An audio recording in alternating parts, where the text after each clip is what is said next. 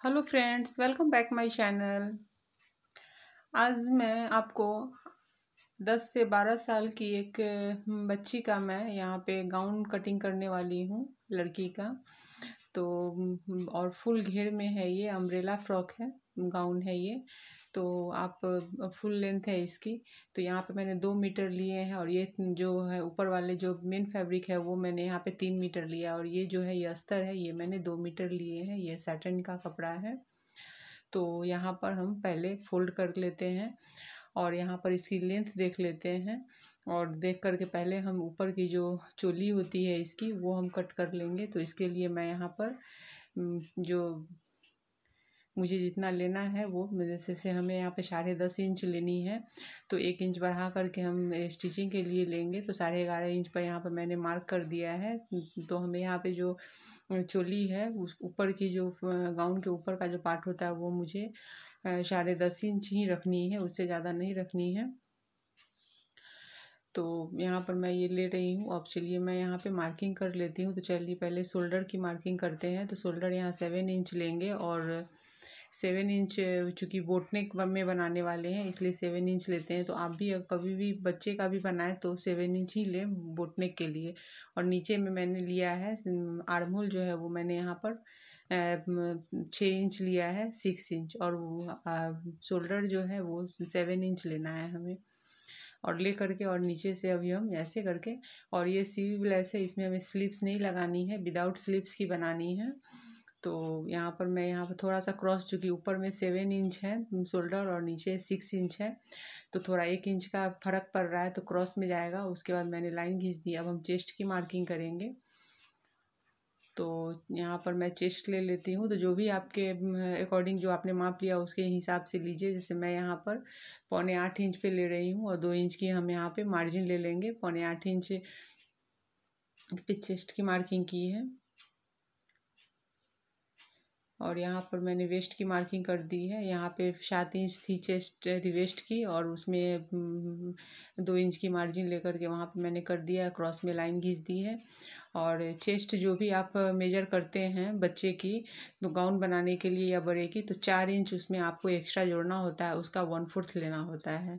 तो इस चीज़ का ध्यान रखिएगा चेस्ट और वेस्ट में। शोल्डर मैंने यहाँ पे 3.5 इंच पे कट, मतलब गले के लिए मैंने विड्थ ले ली है 3.5 इंच की, और कट करके छोड़ दिया है। चूँकि हमें गले जो बनाने हैं वो कैनवास पे बनाएंगे, तो जब इसकी मैं स्टिचिंग आपको दिखाऊंगी तो उसमें मैं आपको बताऊंगी उसे बनाना। और यहाँ पर मैंने गोलाई दे दी है। और आपको इसमें चूँकि ये बिना स्लीव्स की बनने वाली है, तो फ्रंट या बैक का जो हम गहराई अलग से करते हैं वो करने की ज़रूरत नहीं है। एक गोलाई आपको दे देनी है 1 इंच या 1.5 इंच की। तो मैंने यहाँ पर 1.5 इंच की गोलाई दे दी है, हो गया 1.5 इंच पे दे दी है। चेस्ट और वेस्ट में जो भी आप मेजर करते हैं उसमें 4 इंच आप जोड़ेंगे, और जोड़ने के बाद वो जो आएगा उसका आपको 1/4 लेना है। उसके बाद 2 इंच की आपको जो लूजिंग है वो आपको मार्जिन है वो आपको देनी है। लूजिंग 4 इंच लेंगे। अब यहाँ पे हम गाउन के नीचे वाले पार्ट की कटिंग करने वाले हैं। कोई भी आपको डाउट हो तो आप मेरे कमेंट बॉक्स में जाकर कमेंट करके मुझसे पूछ सकते हैं। अब मैंने यहाँ पर जो बचे कपड़े हैं उसे डबल फोल्ड करके उसके बाद उसे क्रॉस में डाला है। पहले डबल फोल्ड किया है, फिर क्रॉस में ऐसे मैंने तिरछे में क्रॉस कर दिया है। तो घेर, और ऊपर से अब हम वेस्ट उसकी होगी वो उसकी मार्किंग ऊपर में पहले कर लेंगे। तो यहाँ पर आप वेस्ट की आप जो है वो जो आपने ऊपर की चोली जो कट की है उसे आप वहाँ पे डाल दीजिए, और डाल करके जो है जैसे मैं दिखा रही हूँ आपको, तो बस जहाँ पर वो है वहाँ पर से आपको डाल देनी है। और उसके बराबर में आपको मार्किंग करके चोली को हटा दीजिए ऊपर की, और उसके बाद आप वहाँ से एक कर्व लाइन दे करके उसको मार्किंग कर लीजिए वहाँ पे। और इसकी जो लेंथ जो है पूरे गाउन की लेंथ है 41 इंच। तो आपको उसमें ऊपर का जो चोली है मतलब 10 10.5 इंच उसको माइनस करने के बाद अब आपको नीचे घेर लेनी है। तो मैं यहाँ पर क्या कर रही हूँ कि 31 इंच पे मार्किंग करूँगी मैं, और 31 इंच की लूँगी। और इसमें 2 इंच की फोल्डिंग चली जाएगी, सिलाई और फोल्डिंग लेकर के ये 2 इंच में जाएंगी। तो उस हिसाब से मैं यहाँ पे ले रही हूँ। और आप चाहें तो यहाँ पे 29 भी ले सकते हैं। तो मैंने यहाँ पे ले लिया है राउंड में, और उसके बाद मैं थोड़ा सा नीचे से छाट के निकालूंगी। तो मेन जो फैब्रिक होती है उससे कम से कम एक से मतलब 1.5 इंच तक ये छोटी होनी चाहिए अंदर में, क्योंकि अस्तर हमेशा हम थोड़ी छोटी रखते हैं और मेन फैब्रिक को थोड़ा बड़ा रखते हैं। तो इस चीज़ को ध्यान रखना है। राउंड शेप देते हुए, जैसे हम अम्ब्रेला, मतलब ये अम्ब्रेला ही है, तो अम्ब्रेला फ्रॉक कैसे कट होती है ये मैं बता रही हूँ। तो जो मैंने 31 इंच पे कमर के पास से जो मार्क किया था वो करके, और टेप को घुमाते हुए मैंने मार्क कर ली है। डॉट डॉट पहले डाल लीजिए, फिर उसको गोलाई में शेप दे दीजिए पूरी। और वहाँ नीचे में ऊपर वाले पार्ट में कपड़े कम हो रहे हैं तो उसे हम बाद में ज्वाइंट कर लेंगे कट करके। और अब हम नीचे से पूरी घेर को कट कर लेंगे, मतलब ऊपर और नीचे दोनों कट कर लेना है। तो चलिए पहले नीचे से मैं घेर को कट कर लेती हूँ। और ये इसमें अस्तर जो है, अस्तर में भी अच्छे से, मतलब काफ़ी अच्छा उसमें भी ये आएगा, घेर आने वाला है। बहुत लोग अस्तर के अंदर वाले में घेर कम कर देते हैं, लेकिन मैं कम नहीं करती हूँ। इसलिए नहीं करती हूँ कम, क्योंकि क्या हो जाता है ना कि आप कम कर देते हैं ना, तो फिर फ्रॉक में जितनी आपको ये चाहिए, मतलब जितनी फैलनी चाहिए उतनी फैलती नहीं है। तो इस चीज़ को ध्यान में रखते हुए ही आपको, अस्तर अगर थोड़ी सी कड़क है तो आप उस टाइप से कट करिए, तो काफ़ी अच्छा फ्लेयर आता है। और यहाँ पर जो कपड़े कम हो रहे थे ऊपर वाले पार्ट में, उसके लिए मैंने कपड़े कट कर लिए हैं। और हम ऊपर से कमर वाली भी कट कर लेंगे। तो इस तरह से हमारी अस्तर हो गई है, कि अस्तर की कटिंग हो गई है गाउन की। तो ऊपर का योक पार्ट है जिसे चोली बोलते हैं, योक पार्ट भी कट गई है, नीचे का घेर भी पूरा कट गया है। अब हम मेन फैब्रिक की कटिंग करेंगे। इसे हम ज्वाइंट कर लेंगे, जब सिलाई शुरू करेंगे तो इसे ज्वाइंट कर लेना है हमें। अब मैं यहाँ पर इसे हटाती हूँ, और चलिए अब हम मेन फैब्रिक की कटिंग कर लेते हैं। तो यहाँ पर मैंने मेन फैब्रिक ले ली है। अब चलिए मेन फैब्रिक को भी हमें वैसे ही रख के, अब इसमें कुछ करना नहीं है, कोई भी मेजरमेंट लेना नहीं है। तो फटाफट आपको फैब्रिक को फोल्ड करना है, डबल फोल्ड, और दोनों फ्रंट और बैक पार्ट दोनों उसमें कट करके निकाल लेने हैं। तो इसी तरह से मैं इसे भी कट कर लूँगी, और नीचे के घेर है उसे भी हमें कट कर लेना है।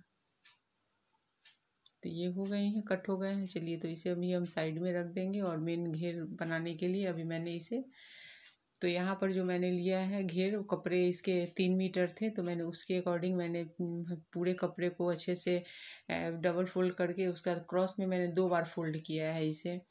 इसकी काफ़ी अच्छी फ्लेयर आएगी। तो मैंने कर दिया है। अब चलिए यहाँ पर मैं इसे डाल देती हूँ, और डाल के चलिए अभी हम कटिंग कर लेंगे। तो यहाँ पर मैंने अस्तर वाले को भी फोल्ड करके इस पर डाल दिया है। तो ऊपर वाले जो है उसमें काफ़ी फ्लेयर आने वाले हैं, क्योंकि 8 फोल्ड में है वो। और इसे डाला है मैंने, और डाल करके अब हम कट करके हटाते चले जाएंगे। और इसे मैं बड़ा नीचे से 2 इंच में बढ़ा करके कट करूँगी। तो यहाँ मैं 2 इंच बढ़ा करके यहाँ पे कट कर रही हूँ,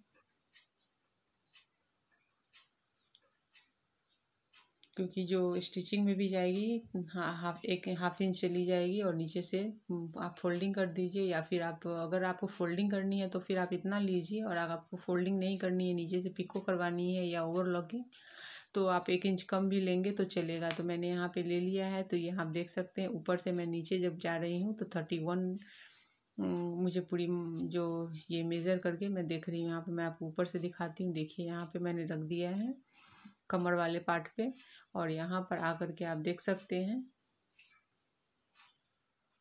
ये मैंने ले ली है। तो मैंने यहाँ पर 29 जो है वो मैंने कर दिया है अस्तर को, और 41 मैंने कर दिया है मेन फैब्रिक को। मैंने अस्तर को थोड़ा और कम कर दिया है, क्योंकि हमें 41 ही पूरी लेंथ लेनी है।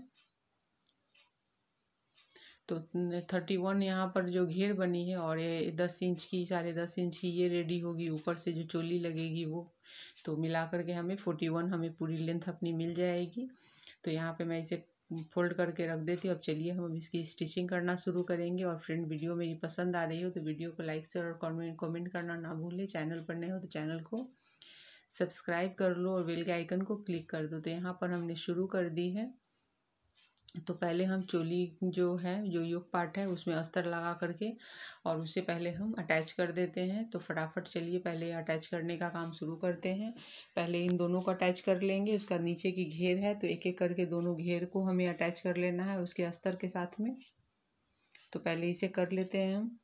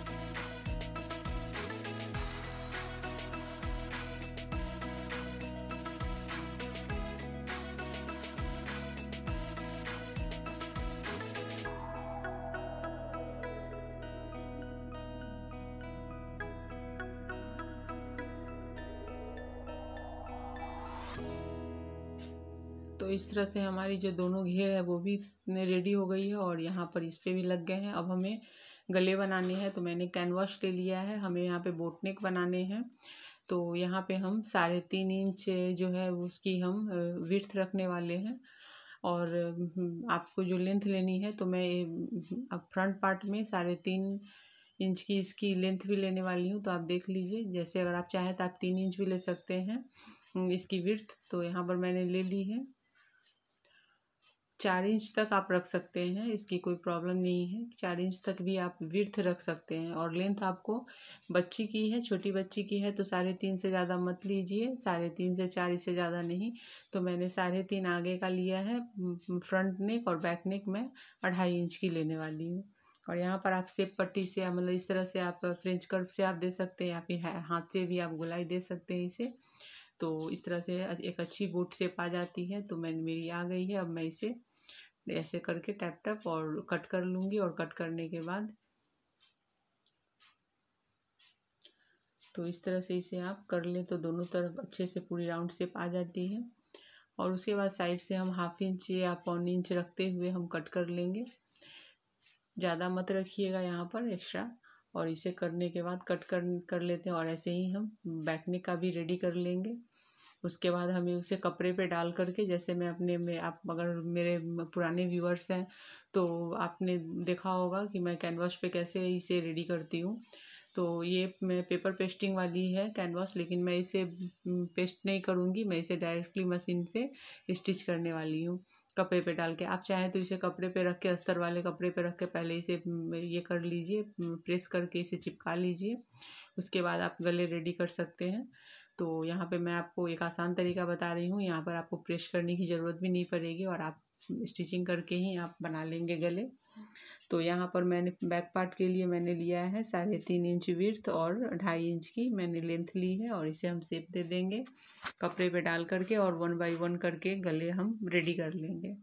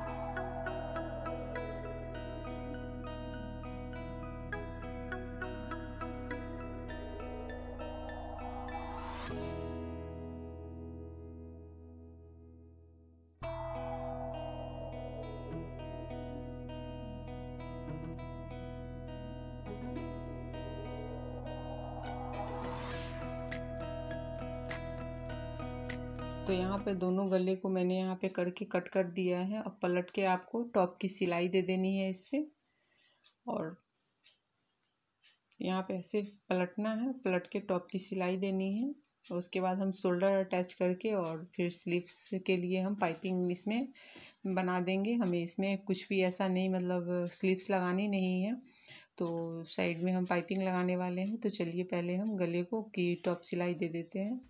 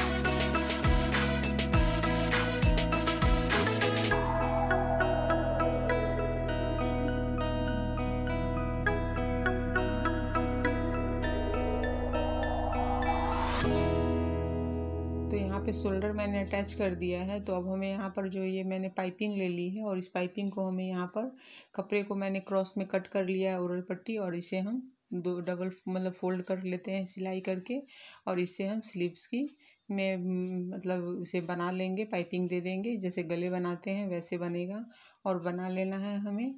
उसके बाद हम घेर अटैच करेंगे। तो चलिए पहले स्लीव्स का काम ख़त्म कर लेते हैं, मतलब सॉरी स्लीव्स तो बनाने ही नहीं है, इसके हम यहाँ पर पाइपिंग डाल लेते हैं।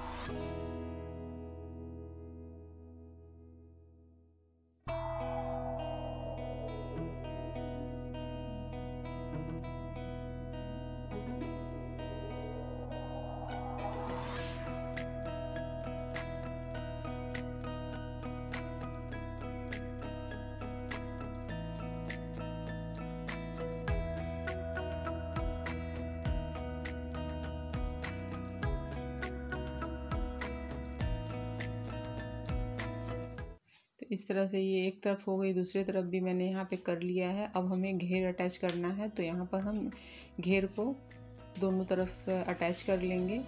उसके बाद हम सिलाई देंगे फिटिंग की सिलाई। तो यहाँ पर मैं एक घेर से दूसरे घेर को फिर अटैच कर लेती हूँ। तो पहले ऐसे आपको अटैच करना है और फिर सीधा में आपको टॉप की सिलाई दे देनी है।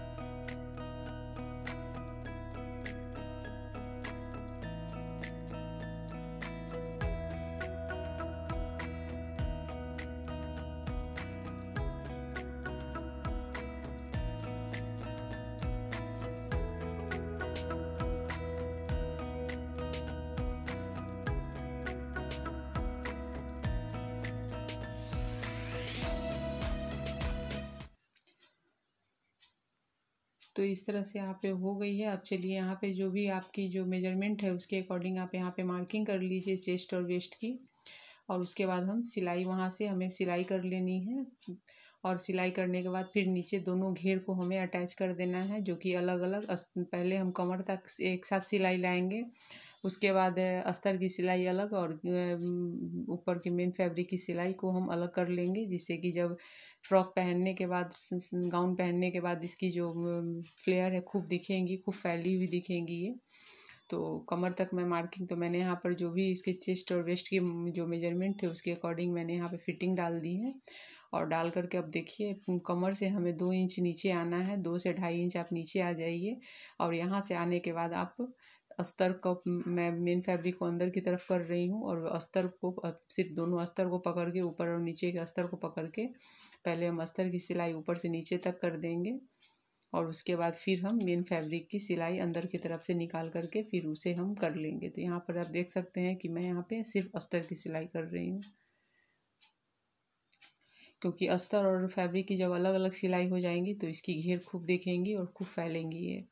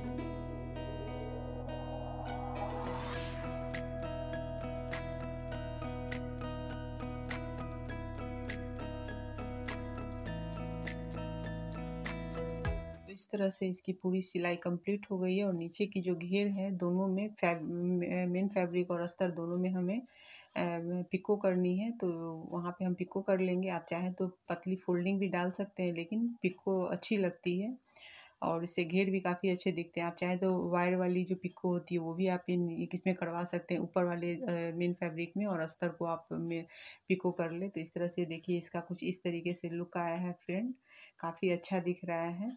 तो वीडियो पसंद आई तो वीडियो को लाइक शेयर और कमेंट कीजिए। चैनल पर नए तो चैनल को सब्सक्राइब करके बेल के आइकन को क्लिक कर दीजिए।